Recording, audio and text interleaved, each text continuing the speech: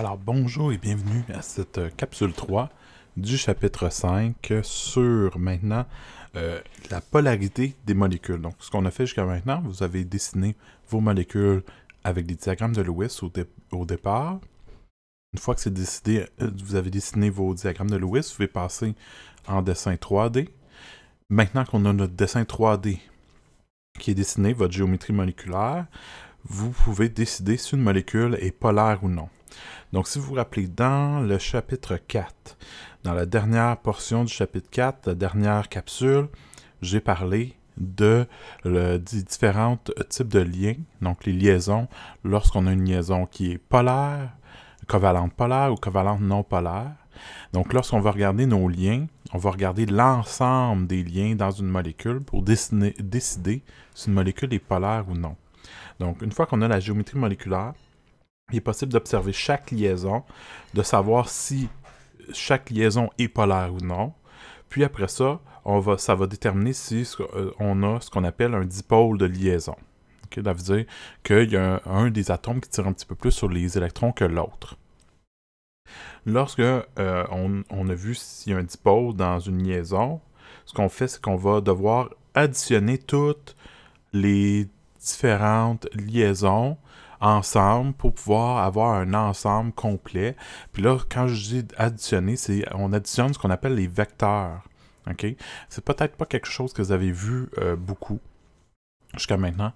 Fait que je vais pas aller dans les détails par rapport à ça, puis je vais vous trouver une façon un petit peu plus simple de vous expliquer quand est-ce qu'une molécule est polaire, puis quand est-ce qu'une molécule est non polaire. Okay? Donc, la première chose qu'il faut regarder, c'est si on a des liaisons polaires ou non. Ça va être la première chose qu'on va regarder. Par la suite, ce qu'on va devoir regarder, c'est est-ce que les liaisons polaires s'annulent au total. Qu'est-ce que ça veut dire lorsqu'ils s'annulent? Ça veut dire que votre molécule a différentes liaisons, puis si vous avez un lien qui va à droite, puis un lien qui va à gauche, qui ont la même électronégativité, donc ça veut dire que vous avez par exemple un lien carbone-chlore d'un côté, puis carbone-chlore de l'autre côté, qui sont vraiment à 180 degrés l'un de l'autre, vont vraiment à des sens opposés. Si je les regarde, ben, les chlores vont chacun tirer de leur côté, donc au total, ils vont s'annuler. Comme quelqu'un, ok, admettons que vous avez deux équipes qui tirent une corde, ok, puis les deux équipes sont aussi fortes l'une que l'autre. La corde ne va pas bouger parce que les deux équipes tirent sur la corde, chacun de leur côté. Okay? Donc, une équipe du côté droit, une équipe du côté gauche. Puis vu que s'ils ont la même force, ça va rester au centre, la corde ne va pas bouger. Si maintenant j'ai une équipe qui est plus forte d'un côté que l'autre, mais là, la corde va commencer à bouger, puis là, il y a une équipe qui va devoir avancer, puis l'autre va reculer. Donc ça, c'est lorsqu'on a lorsque la molécule va être au total polaire, c'est qu'il y a un côté qui va être plus favorisé que l'autre. Mais si tous les côtés sont égaux, lorsqu'on a les liaisons, ben, la corde ne bougerait pas, puis ça, c'est ce qu'on considère une molécule non polaire. Maintenant, si jamais vous avez une corde, mais que personne qui tire la corde d'aucun des deux côtés, il n'y a personne, la corde ne bougera pas par elle-même. Donc ça, c'est un cas où, par exemple, vous n'avez pas de liaison polaire. Donc si vous n'avez aucune liaison polaire, la molécule, par défaut, elle va être non polaire. Parce que pour qu'une molécule soit polaire, il faut au moins une liaison polaire. Si vous avez une liaison ou plus qui est polaire, à ce moment-là, il faut que ça ne s'annule pas au total. Donc, ça veut dire que lorsqu'on a une liaison polaire, si j'en ai une autre, il ne faut pas que les deux s'annulent, leurs effets s'annulent, parce que sinon, on aurait une molécule non polaire. Si leurs effets ne s'annulent pas, à ce moment-là, on va avoir une molécule qui est polaire. Je vous réexpliquer ça, mais avec un tableau, ça va vous sembler plus clair par la suite. Je vous recommande pour l'instant, là, parce que expliquer avec les vecteurs, ce serait quelque chose que je ferais pour les gens qui sont en DEC en sciences. Pourquoi? Parce que, généralement, ils ont vu des vecteurs dans leur cours de sciences, par exemple physique, en mathématiques, donc ils comprennent un petit peu plus qu'est-ce que ça veut dire au niveau mathématique. Les vecteurs, c'est des flèches, des directions de flèches. Puis si on additionne les flèches ensemble, mais là, on peut avoir soit une somme qui est nulle ou une résultante, ça veut dire une somme qui est non nulle. Ça veut dire, si j'additionne deux vecteurs, puis ça me donne un vecteur, mais là, c'est une somme qui est non nulle. Si j'additionne deux vecteurs puis que ça s'annule, mais ça, c'est une somme qui est nulle. Ça serait une façon que j'expliquerais donc pour les gens qui sont en deck en sciences. Maintenant, pour vous qui êtes moins sensible ou que vous avez moins vu les vecteurs, pour plusieurs d'entre vous, je vais essayer de garder ça le plus simple possible pour l'expliquer si une molécule est polaire ou non polaire. Pourquoi c'est important de savoir si une molécule est polaire ou non polaire? C'est parce que ça va influencer, par exemple, la solubilité dans un solvant donné. Et ça va influencer aussi comment les molécules vont interagir entre elles. Okay?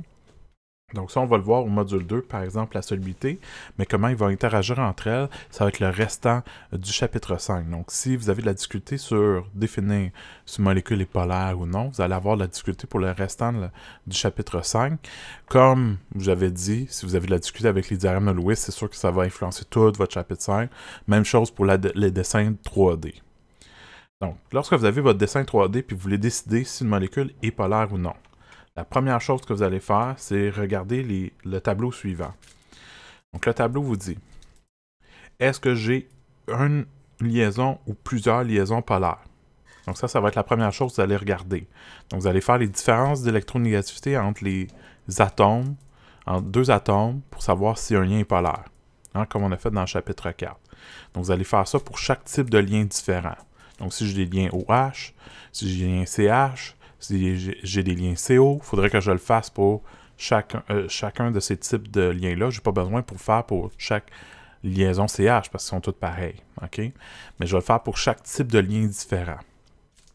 Si votre réponse est non à ça, si votre réponse est non, ça veut dire qu'il n'y a pas de liaison polaire.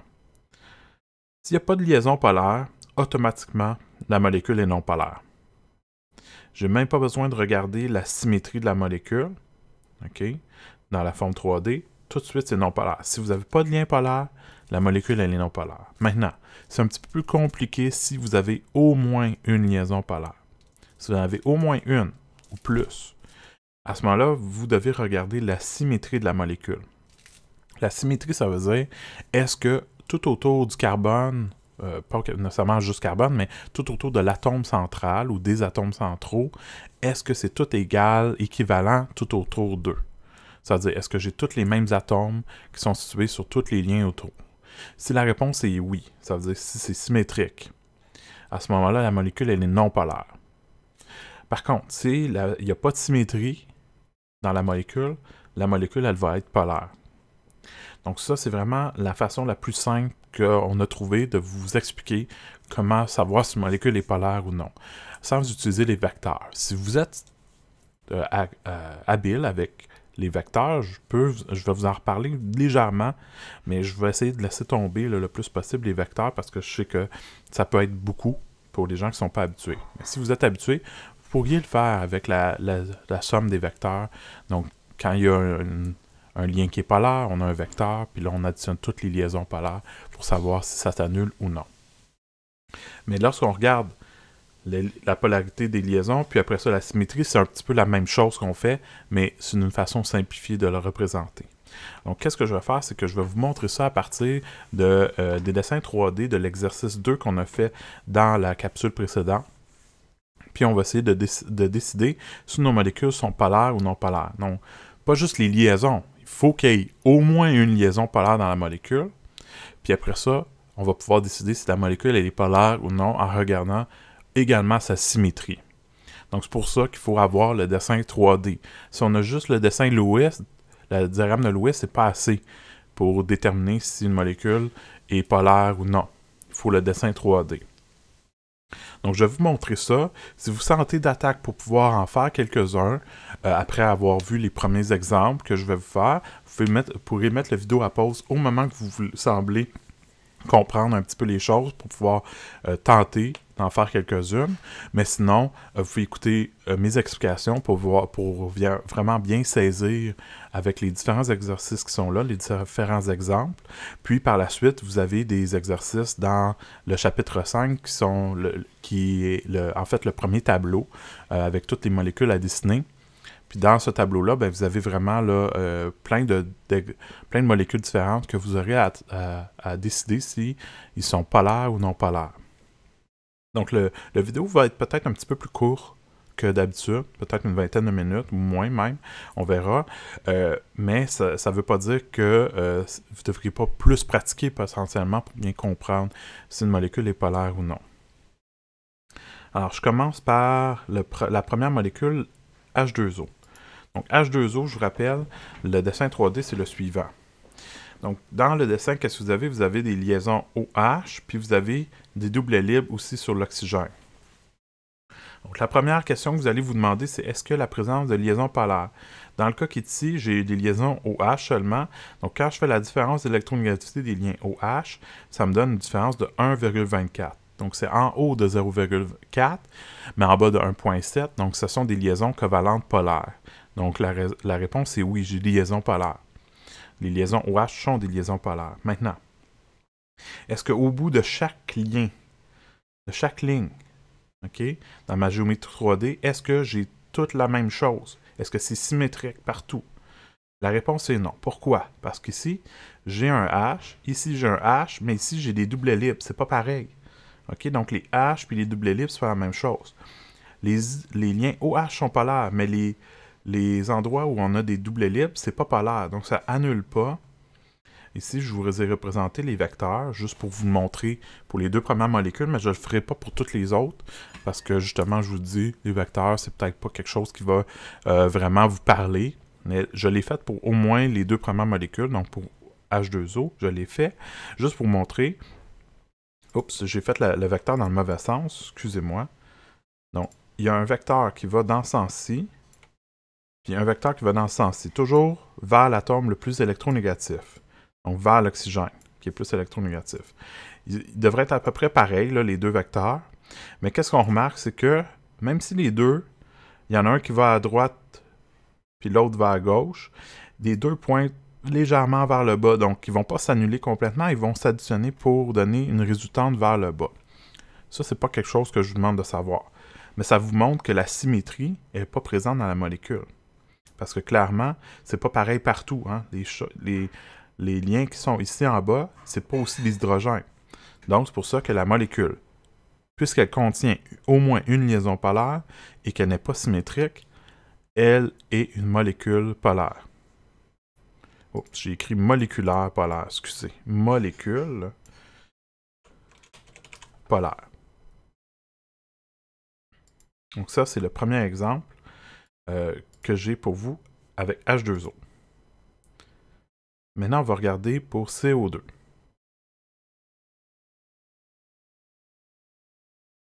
Alors, pour CO2, voici donc la réponse. Donc, qu'est-ce qu'on a? On a une molécule qui a, oui, une liaison polaire. Hein? Il y a une liaison COO. La liaison COO, c'est pas important que ce soit une liaison double entre carbone et oxygène. Ça ne change rien pour la différence d'électronégativité. Vous regardez un carbone contre un oxygène. Puis si on regarde bien, on a une différence d'électronégativité qui est en faveur de l'oxygène de 0,89. Donc c'est en haut de 0,4. Donc c'est une liaison qui est polaire. J'en ai plus qu'une, c'est parfait. La prochaine chose que je dois regarder, c'est est-ce que la molécule est symétrique? La réponse est oui. Hein? Si on regarde ici, si je mets un miroir dans le milieu, le côté droit puis le côté gauche de la molécule est exactement pareil. Donc ça, c'est une preuve de symétrie. Hein? Si je passe une ligne dans le milieu, j'ai exactement la même chose à gauche qu'à droite. L'autre façon de le voir, c'est avec les vecteurs. Donc le vecteur qui tire vers du carbone, qui est le moins électronégatif, vers l'oxygène, qui est le plus électronégatif. Puis de l'autre côté, même chose. Ben, vu que les vecteurs sont exactement un tir à gauche, puis l'autre tir à droite, dans la même force, ben, au total, ils vont s'annuler. Hein? Si j'additionne l'un avec l'autre, je mets un par-dessus l'autre, je vais revenir à mon point de départ. Donc c'est comme ça qu'on regarderait si les vecteurs s'annulent. Mais vous avez juste à regarder la symétrie de la molécule, puis ça vous répond tout de suite par rapport au vecteur. Vous n'avez même pas besoin de vous en faire. Vous regardez, est-ce que c'est symétrique? Oui. Si c'est symétrique, même s'il y a des liaisons polaires, la molécule, elle est non polaire. Donc ça, c'était pour CO2. Un exemple de molécule qui a des liens polaires, mais vu qu'il y a de la symétrie, la molécule, elle est non polaire. Prochaine, la molécule de CH4. Le CH4, est-ce que la présence de liaison polaire? La réponse est non. OK, ici, ça devrait être non. J'avais écrit oui parce que j'avais fait un copier-coller. Donc, la réponse est non. OK, dans CH4, il n'y a pas de liaison polaire. Pourquoi? Parce que la différence d'électronégativité entre C et H, c'est de 0,35. C'est en bas de 0,4. Donc, il n'y a pas de liaison polaire. Donc, automatiquement, la molécule ne peut pas être polaire. En plus, ben, il y a une symétrie, mais ça, c'est pas grave parce que j'ai pas de liaison polaire. Donc, tout de suite, la molécule, elle est non polaire. Donc, CH4, c'est un exemple de molécule qui n'a pas de liaison polaire. Donc, automatiquement, c'est une molécule non polaire. Pour CCl4, il y a des liaisons polaires.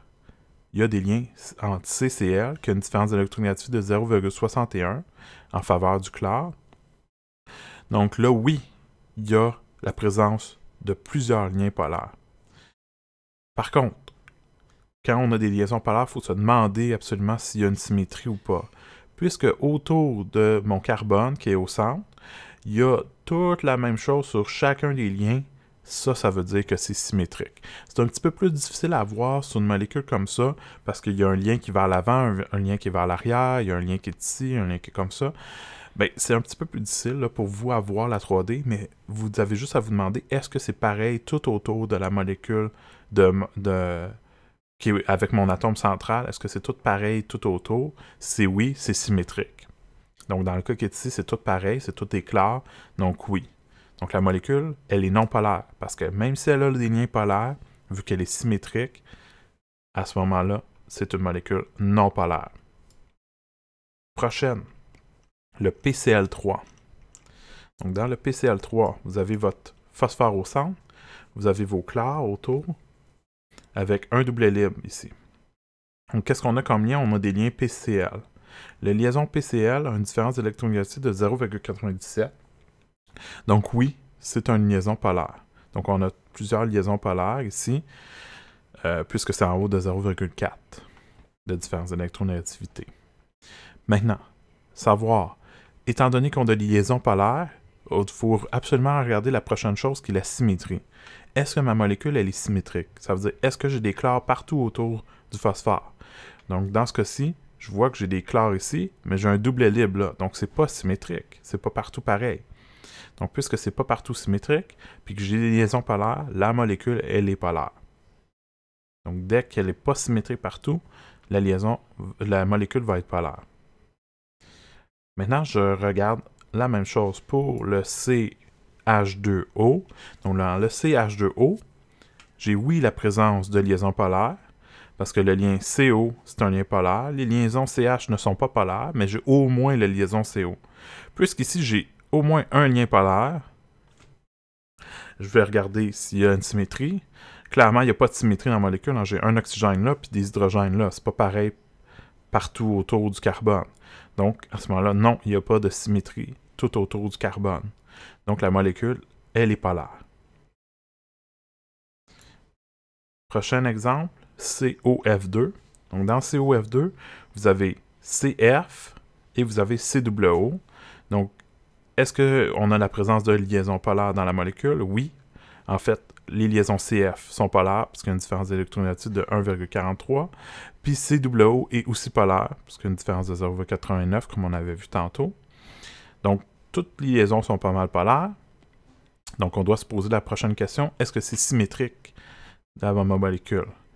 Ben, si je regarde autour du carbone, j'ai des fluors ici, puis j'ai un oxygène là. Donc, c'est pas partout pareil. Donc, la réponse est non. Donc, la molécule, elle est polaire, puisqu'elle a des liaisons polaires et elle n'est pas symétrique. Maintenant, quand j'arrive aux deux derniers exemples ici, le CH3OH et le NH2OH, j'arrive dans des molécules un petit peu plus grosses. Lorsqu'on a des molécules un petit peu plus grosses, on a plus qu'un atome central. On en a 2 ou 3 ou plus. Donc, on a plusieurs atomes centraux. À ce moment-là, c'est un petit peu plus difficile d'arriver à avoir de la symétrie. Donc, ça va être beaucoup plus rare qu'on va avoir des cas de symétrie dans ces molécules-là. Je vous montre un petit peu pourquoi. Donc, dans le cas qui est ici, on a donc les liens CH, qui eux sont pas polaires, mais on a un lien CO, puis un lien OH, qui tous les deux sont polaires. Je n'ai pas mis les différences électronégativité parce qu'on les a vues dans les autres exemples précédents. Maintenant, puisque j'ai des liaisons polaires, il faut que je regarde si la molécule elle est symétrique. Bien, lorsque je regarde si la molécule elle est symétrique, il faut que je regarde l'ensemble de la molécule. Ça veut dire, est-ce que si je coupe la molécule en deux, est-ce que c'est pareil à droite et à gauche, en haut et en bas? Est-ce que c'est pareil? La réponse est non. Hein, parce que j'ai un côté, j'ai des CH, 3, puis l'autre côté, j'ai un OH, mais c'est pas pareil pantoute d'un côté puis de l'autre. Donc c'est clair que c'est pas symétrique. Puis ça va être souvent le cas pour des grosses molécules. Parce que plus on a des grosses molécules, plus ça va être difficile que un côté de la molécule se reflète exactement pareil dans l'autre côté de la molécule. Okay? Donc à ce moment-là, on a une molécule qui est non symétrique, puisqu'elle a des liaisons polaires, puis qu'elle n'est pas symétrique, c'est une molécule polaire. Donc souvent, dans les grosses molécules, dès que vous allez avoir des liaisons polaires, c'est fréquent que vous aurez une molécule polaire parce qu'il n'y aura pas souvent de symétrie dans les grosses molécules. Alors, le dernier exemple, le NH2OH, pas mal similaire au CH3OH.